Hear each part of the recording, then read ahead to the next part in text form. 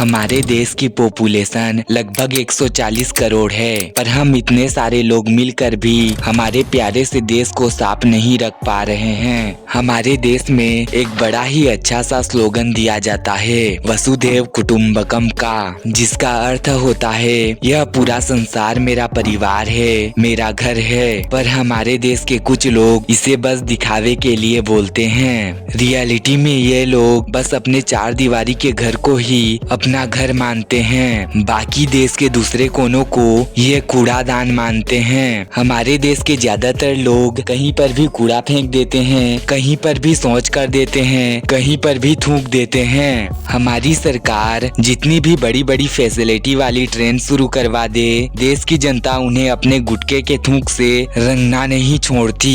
हमारे पुराणों ग्रंथों में हमारे देश की नदियों को भगवान का रूप माना गया है, पर आज हमारे देश के कुछ लोगों के कारण वह नदी नाला बन चुका है। हमारे देश में कुछ समय पहले तक सुंदर सुंदर पहाड़ देखने को मिलते थे, पर अब हमारी प्यारी जनता के मेहनत से हमें कूड़े के पहाड़ भी देखने को नसीब हो रहे हैं। आपने कुछ समय पहले डेनमार्क के राजदूत का यह वीडियो तो देखा ही होगा, जिसमें वे अपने दिल्ली में स्थित एम्बेसी के बाहर पड़े कचरों से परेशान दिख रहे थे और दिल्ली की जनता और दिल्ली की सरकार को इसके लिए गैर जिम्मेदार बता रहे थे।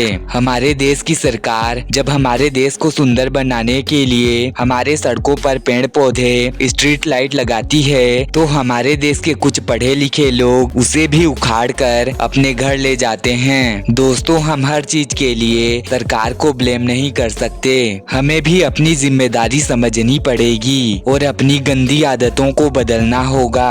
हमें अपने कचरे का प्रबंधन सही तरीके से करना होगा। हमें अपनी पब्लिक प्रॉपर्टीज की सुरक्षा और साफ सफाई स्वयं करनी होगी। हमें अपने आसपास के पर्यावरण को साफ और स्वच्छ रखना होगा, तभी हम अपने देश की छवि को सुधार सकते हैं और उसे एक महान राष्ट्र बना सकते हैं।